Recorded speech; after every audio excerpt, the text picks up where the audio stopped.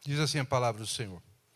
Finalmente, irmãos, orai por nós, para que a palavra do Senhor se propague e seja glorificada, como também está acontecendo entre vós. E para que sejamos livres dos homens perversos e maus, porque a fé não é de todos. Todavia o Senhor é fiel, Ele vos confirmará e guardará do maligno. Nós também temos confiança em vós, no Senhor, de que não só estáis praticando essas coisas que vos ordenamos, como também continuareis a fazê-las. Ora, o Senhor conduza o vosso coração ao amor de Deus e à constância de Cristo. Amém?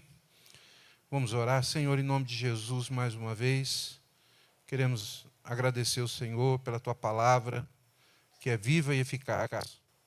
E nós pedimos, Senhor, que esteja falando ao coração dos nossos irmãos, assim como o Senhor fala comigo, através desse texto, e que, segundo a necessidade de cada um, Senhor Deus, o Senhor venha a cumprir o propósito, Senhor, da Tua palavra. Assim nós oramos com gratidão no nome de Jesus. Amém. Amém. Antes de começar, quero agradecer o Vinícius aqui também, todos os irmãos que estão fazendo parte da liturgia, né, o grupo de louvor também. O Vinícius, muito cuidadoso também, mandando a liturgia do culto para mim. Obrigado, viu, Vinícius? Isso é uma benção, viu, meu filho? Tá? Isso é uma benção. Tá? E todos os irmãos que sempre facilitam para a gente aqui o nosso trabalho. Meus amados, então essa carta é escrita aos irmãos de Tessalônica. E essa palavra, finalmente, irmãos, é um termo em que normalmente o apóstolo, quando ele diz finalmente, irmãos, ele, óbvio, está terminando a carta, mas também está chamando a atenção para dar alguns conselhos aos irmãos. A segunda carta de Paulo aos Tessalonicenses, vocês sabem do amor, do carinho, da alegria que os irmãos de Tessalônica traziam ao coração do apóstolo Paulo, uma igreja que estava muito famosa na Macedônia, na Acaia, por a maneira como eles receberam o Evangelho, converteram, jogaram fora os seus ídolos estranhos e abraçaram a fé.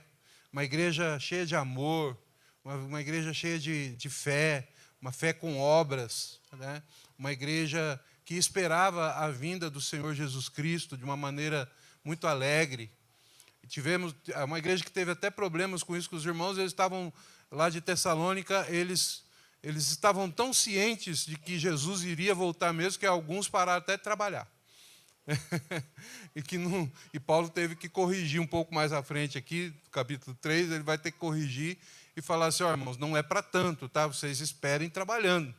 Vocês esperem a vinda do Senhor Jesus fazendo aquilo que eu mandei vocês fazer, testemunhando, e sustentando vossas famílias e tudo mais, né? E aquele que não trabalhar também não coma. Então, ele também dá essa exortação.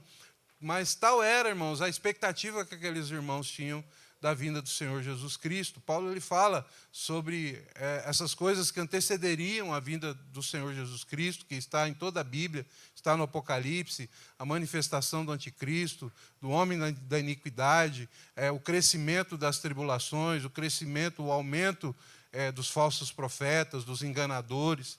Então Paulo ele está exortando essa igreja e ele diz assim, olha, finalmente, irmãos, finalmente, e a partir desse finalmente, além disso, ou a partir de agora, que é o que quer dizer essa expressão, uma expressão grega chamada toloipon, que diz, olha, a partir de agora, além disso, eu quero dar aqui algumas diretrizes, alguns conselhos, de algumas atitudes que são extremamente importantes a partir de agora. E eu creio, irmãos, que isso, obviamente, a palavra de Deus ela é perene, ela é para aquele tempo e é para o nosso tempo também. Eu creio que essas atitudes que o apóstolo Paulo requer da igreja de Tessalônica e aconselha a igreja de Tessalônica podem também ser muito bem-vindas para nós hoje, nos nossos dias. Essas atitudes que ele vai pedir agora, qual eu vou falar com vocês nessa manhã, podem ser de grande valia e que vão demonstrar uma igreja firme, uma igreja forte, uma igreja pujante diante da obra tão grande que o Senhor tem para nós nesse mundo. Esses dias, tempos atrás, no mês de agosto, nós comemoramos aí mais um ano de vida da Igreja Presbiteriana, 165 anos presente aqui no nosso país.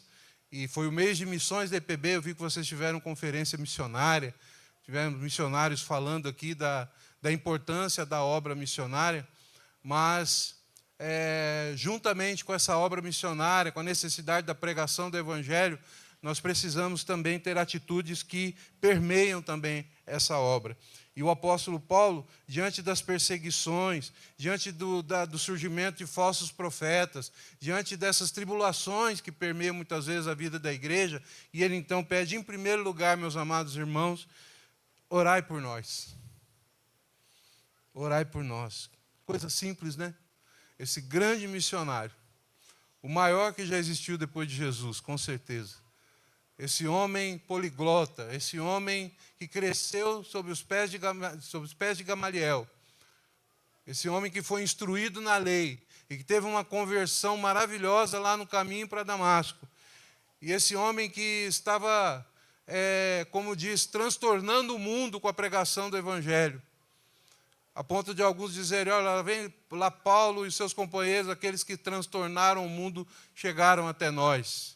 Aquele homem que passou por Atenas e confrontou aqueles que moravam, os atenienses, com o Evangelho, fazendo uma ponte cultural, relatada lá em Atos capítulo 17. Esse homem simplesmente pede aos irmãos de Tessalônica, orai por nós. A oração intercessória, irmãos. Algo tão simples, né? Tão corriqueiro para a vida da igreja. Algo tão comum para a vida da igreja. Eu sei que vocês têm reuniões de oração aqui. Vocês têm reuniões de oração, eu creio que na primeira semana, se não me engano. Nós também temos lá. Aliás, essa semana é na terça e na quinta-feira. Reuniões de oração, irmãos, intercessória. Aquele momento em que nós reunimos como igreja. E nós intercedemos uns pelos outros, intercedemos pela obra do Senhor, intercedemos pela igreja. Paulo está pedindo, orem por nós. Orem por nós. Oração intercessória, versículos 1 e 2. Amados irmãos, em tempos difíceis, em que o Evangelho muitas vezes é deturpado, hoje nós temos muitos falsos evangelhos, pressão do mundo em nossas vidas. Essa pressão é constante. Paulo pede que os irmãos intercedam por ele e seus companheiros, dizendo, orai por nós. Para o quê? Para que a palavra do Senhor seja propagada e ela seja glorificada, como também já está acontecendo no meio de vocês. Sim, irmãos, a palavra foi acolhida pelos irmãos de Tessalônica. A palavra foi glorificada no meio deles. Aquela igreja, irmãos, era uma igreja forte, pujante, que acolheu a palavra. Eles entenderam o Evangelho da graça do nosso Senhor e Salvador Jesus Cristo. E Paulo, ele pede, olha, assim como a palavra chegou até vocês, assim como vocês têm sido abençoados pela palavra, vocês têm sido uma igreja forte, pujante, cheia de vida. Orem por nós, para que também, onde nós estivermos, a palavra seja propagada. Orem por nós, para que a palavra seja glorificada. Orem por nós, para que nós possamos ter portas abertas na pregação do Evangelho. Paulo está pedindo isso, irmãos. E é extremamente necessário, irmãos, que nós oremos pelos missionários, que nós oremos uns pelos outros, que nós oremos pelos presbíteros, pelos diáconos, nas visitas que eles fazem, muitas vezes que são visitas difíceis, onde atendem pessoas extremamente necessitadas, e que ali também pregam o Evangelho, divulgam o Evangelho. Oremos, irmãos, uns pelos outros. Para que a palavra de Deus se propague, ela seja glorificada. E ele também diz assim, para que sejamos livres dos homens perversos e maus, porque a fé não é de todos. Claro, irmãos, a oração intercessória, ela é fundamental. Por quê? Porque nós temos muitos inimigos do Evangelho. Não pense, meu amado irmão, que a caminhada cristã é uma caminhada como se estivesse lá onde o pastor, como se estivesse lá o pastor Alessandro, lá, junto com a sua esposa essa semana, lá em Alagoas, caminhando na praia, aquele lugar bonito. E tem todo o direito, né, irmãos? Se você tiver oportunidade, eu conheço, eu já fui lá onde ele estava lá essa semana. Coisa linda, maravilhosa, irmãos. Mas a caminhada cristã, apesar de nos permitir isso, de contemplar essas maravilhas que o Senhor criou e glorificar a Deus por isso, e ter o nosso período de descanso, de férias, que é necessário diante do trabalho, mas a vida cristã, ela não é dessa forma, ela não é o todo o tempo assim. Tem gente que pensa que a vida cristã é como se fosse isso o tempo todo, né? São férias o tempo todo.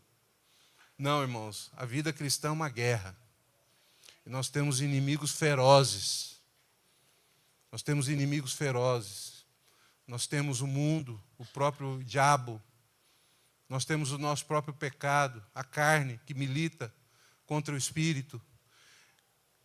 E uma grande e maravilhosa arma contra isso, irmãos, é a oração. É quando nós nos dobramos os joelhos no chão e oramos uns pelos outros. Eu quero incentivar você, irmãos, não somente a você ter aquele momento de oração intercessória na sua casa, quando a gente ora pelos pedidos de oração. Tanta gente pede oração para nós, né? Muitos pedidos de oração, muitas vezes com relação à enfermidade, e nós devemos orar uns pelos outros, pelos enfermos, por aqueles em aperto, aqueles em dificuldade, muitas vezes dificuldades financeiras, econômicas, aqueles passando por necessidade, os presbíteros, os diáconos que atendem tantas pessoas, pastores, os evangelistas, os seminaristas, ou futuros seminaristas. Devemos orar, irmãos, por esses que atendem, mas devemos também orar pelos outros, para que a igreja ela possa ter o seu caminho aberto para a pregação do Evangelho, para que seja livre de homens perversos e maus. O Senhor nos livre do falso Evangelho, desses inimigos que tentam deturpar a palavra de Deus. E eu quero incentivar você, querido, mas não somente fazer isso na sua casa, mas participar das reuniões de oração.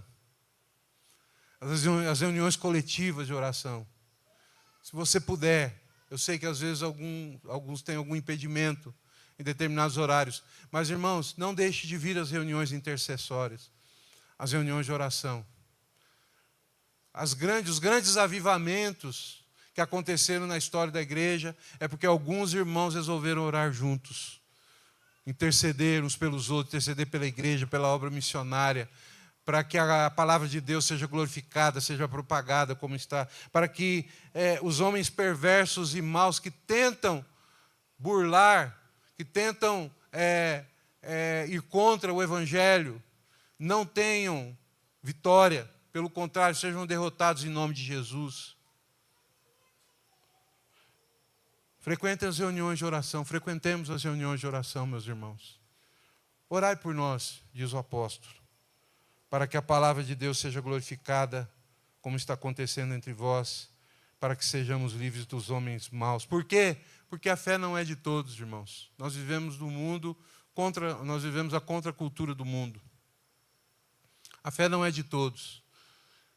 Pelo contrário, é muito provável que aqueles que sabem que nós somos cristãos, você trabalha em um lugar onde todos sabem que você é um evangélico, é cristão, uma boa parte não gosta de você. A fé não é de todos. E nós temos que muitas vezes lidar com esse mundo hostil ao Evangelho. Por isso, irmãos, nós devemos orar uns pelos outros. Devemos interceder uns pelos outros. E que você, assim como o apóstolo Paulo, irmãos, seja um canal de bênção.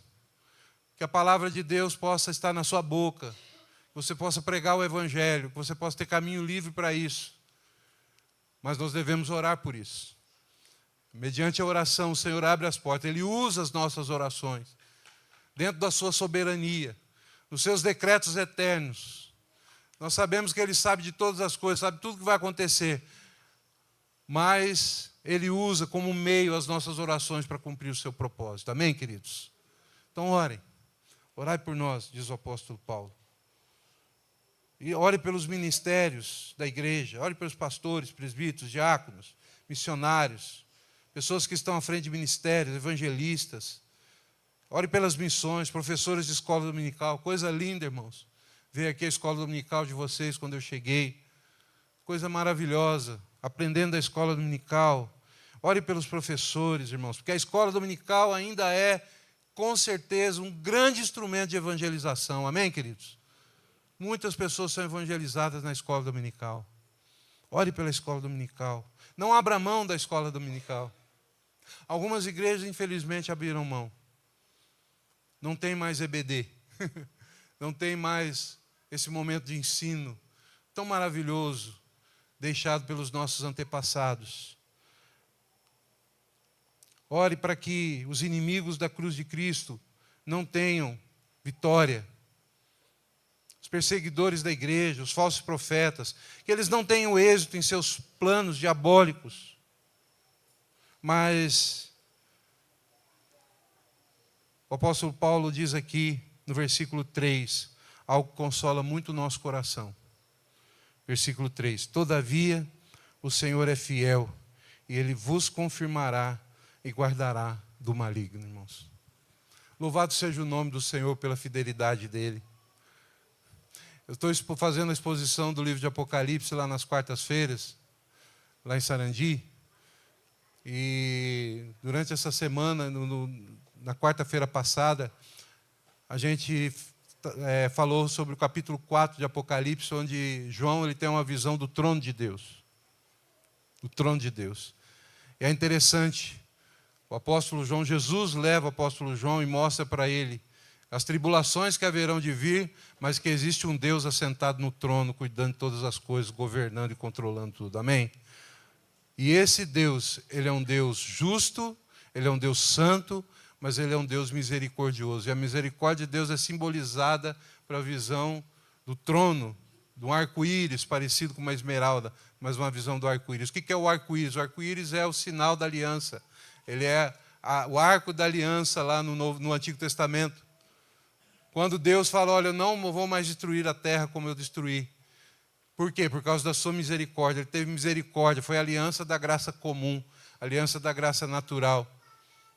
E essa graça, ela é para todos os habitantes da terra. Mas a João, ele diz, olha, João, eu estou falando aqui, está lá em Apocalipse capítulo 4, eu estou dizendo sobre as coisas que devem acontecer e vem muitas tribulações. Abra um parênteses aqui, queridos, a igreja ela vai passar por tribulação. As tribulações desse mundo, elas vão continuar, elas vão até aumentar. Não se engane. Como eu disse, a vida cristã não é uma caminhada na praia, é uma guerra. E vai aumentar. Mas Deus continua sentado no trono. E a igreja vai ser guardada. Ela vai passar pela tribulação. Ela vai estar no meio da tribulação. A igreja não será livre da tribulação, a não ser que nós morramos. Aí a tribulação desse mundo acaba e nós estaremos com Cristo. Amém? Mas enquanto estiver na terra, a igreja vai passar pela tribulação. Mas o texto está dizendo, e o apóstolo Paulo fala aqui, que apesar dos inimigos, que apesar dos homens perversos, que apesar das perseguições, apesar dos falsos evangelhos, a igreja será guardada por Deus.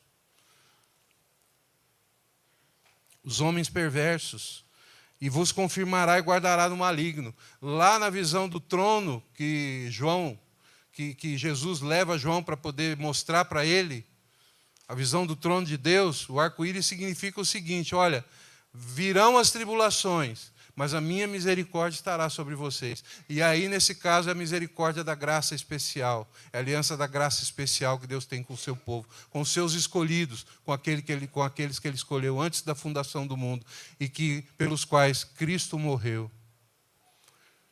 Então, fique em paz, querido, as tribulações virão, o sofrimento virá. Eu jamais poderia dizer para você que você não vai ter sofrimento. Nós não somos como aquelas igrejas que dizem, pare de sofrer.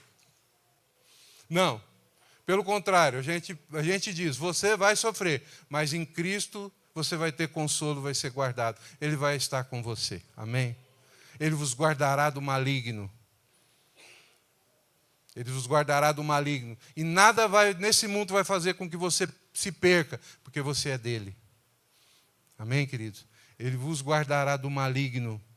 E Ele vos confirmará aquilo que já está decidido, aquilo que já está decretado, será confirmado na história da sua igreja.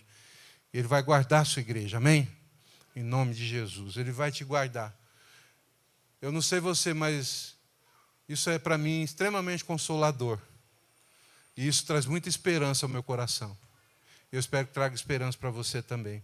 Mas continuando, querido, no versículo 4, Paulo exorta a igreja a ter uma fé prática, a continuar fazendo isso, porque eles já tinham.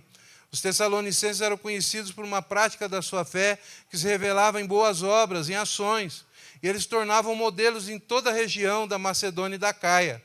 No versículo 4 diz, nós também temos confiança, Paulo falando aos tessalonicenses, em vós, no Senhor, de que vocês não só estão praticando as coisas que vos ordenamos, como também vocês vão continuar a fazer. Continuem fazendo aquilo que vocês têm feito corretamente. Não desistam. Não desistam. Eles continuarem amando o próximo, continuarem tendo uma fé viva, uma fé cheia de obras, uma fé virtuosa. Continuem vivendo assim. Sim, queridos, nós devemos ser conhecidos no meio da sociedade maringaense por um povo de boas obras. Um povo de uma fé que não é só na igreja, que não é só uma fé intimista, mas uma fé que se desenvolve em ações virtuosas. Sim, nós devemos ser uma igreja dessa forma, como Paulo está pedindo aqui. Devemos ser conhecidos por uma fé que opera de forma concreta em meio à sociedade, em meio às mazelas da sociedade, em meio às injustiças. Nós somos chamados a ter uma fé justa, uma fé boa, uma fé de boas obras, as quais o Senhor já nos preparou antes mesmo que nós nascêssemos, antes da fundação do mundo. As boas obras já foram preparadas para nós. Nossas atitudes, meus amados irmãos, falam mais alto do que nossas palavras. Que possamos ser modelos pela vivência do Evangelho, pela maturidade, pelo conhecimento da palavra de Deus e principalmente pelo amor que existe entre nós, pelo amor que nós demonstramos em todos os lugares onde nós estamos, na igreja ou fora da igreja, pelo amor que nós temos, pelo nosso semelhante, amando a todos, tratando todos com dignidade, com respeito, e assim fazendo muita diferença na sociedade em que nós vivemos. Mas por último, irmãos, eu termino com isso. Paulo pede aos Tessalonicenses, versículo 5, ora, o Senhor conduz o vosso coração ao amor de Deus e à constância de Cristo. Querida igreja, meus amados irmãos, Igreja Presbiteriana do Jardim Alvorada, a palavra de Deus diz que nosso coração ele é enganoso. Nós temos uma tendência, muitas vezes, a ser inconstantes nos nossos caminhos. Tiago fala isso, né? Capítulo 1, versículo 8. E muitas vezes somos inconstantes. E muitas vezes, diante das agruras desse mundo, como o Vinícius falou, diante das mazelas do nosso próprio coração e das mazelas do mundo sem Deus, muitas vezes nós somos impelidos a desistir. Somos impelidos a não perseverar. Nós sabemos que aquele que é de Cristo vai ser guardado. Mas nós não podemos falar, irmãos, da importância da perseverança em meio às lutas. Quantos irmãos, muitas vezes, irmãos, deixaram de perseverar? Irmãos que já estiveram entre nós e deixaram de perseverar na fé. Se deixaram levar pelas propostas desse mundo. Se tornaram inconstantes e abraçaram muitas vezes coisas que não têm nada a ver com o Evangelho. O pedido de Paulo, queridos, é que Deus conduza os seus leitores e a nós aqui também a um amor semelhante ao amor de Deus, revelado em Cristo Jesus. E ele foi constante e perseverou, se entregando sem jamais perder o alvo da sua missão, que era morrer por nós. É necessário, meus amados irmãos, perseverar na fé e sermos constantes, não nos deixando conduzir por ventos de doutrinas estranhas ao Evangelho. A constância, a paciência, a perseverança de Cristo é o nosso modelo. Amém, queridos? Olhemos para Cristo, Ele foi à cruz, morreu a morte de cruz, a mais terrível morte em nosso lugar, e Ele nunca desviou do seu objetivo. Ele foi firme, Ele foi constante, Ele foi perseverante. Persevere, irmãos, e mesmo naqueles momentos mais difíceis, na noite escura da alma, nas noites mais tenebrosas, persevere. À noite vem o choro, mas a alegria vem pela manhã. Amém, queridos? Persevere em Cristo. Lembre de Jesus Cristo. Lembre-se da cruz de Cristo. Lembre-se dele, como nós vamos lembrar aqui nessa manhã. Lembre-se dele, querido, pregado numa cruz, levando sobre si os seus pecados, os meus pecados, e a sua justiça vindo sobre nós, sendo imputada a nós, pecadores, que não merecemos nada da parte de Deus, irmãos. Nada, absolutamente nada. Eu acho tão legal, de vez em quando eu cumprimento os irmãos aqui, e eu também faço isso lá na minha igreja. Pergunta assim: como é que o senhor está, pastor? Diz: melhor do que eu mereço. Melhor do que eu mereço. É ou não é, Vinícius?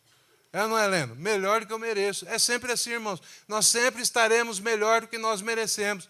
Irmãos, só de Jesus ter morrido por nós, o amor de Deus ter nos alcançado, e nada pode nos separar desse amor. É motivo para nós pularmos de alegria, e é motivo de perseverança. Não desista, persevere, amém?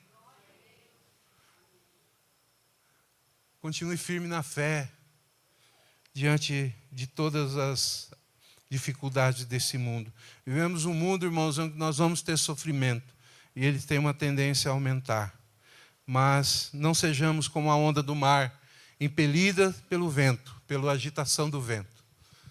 Não sejamos assim, pelo contrário, sejamos firmes, perseverantes. Paulo diz assim, que o Senhor, ele faz uma oração. Ele faz uma oração, ele relata na carta dele uma oração que ele faz pelos Tessalonicenses. Ora, o Senhor vos conduza ao amor de Deus e à constância, à paciência, à perseverança do nosso Senhor e Salvador Jesus Cristo. E que Deus nos faça assim. E que nós possamos transformar isso em atitudes das nossas vidas. E que Deus os abençoe, meus amados. Em nome do Senhor Jesus, que Ele nos dê graça. Finalmente, irmãos, que o Senhor nos abençoe e nos dê a graça de praticar os ensinamentos da sua palavra nessa manhã. Amém? Abençoe em nome de Jesus. Amém. Vamos orar. Pai, muito obrigado, Senhor, mais uma vez pela tua palavra, por esse momento sublime, pelo culto ao Senhor, pela palavra do Senhor, pela presença santa do Senhor no nosso meio, pela tua igreja reunida aqui, Senhor.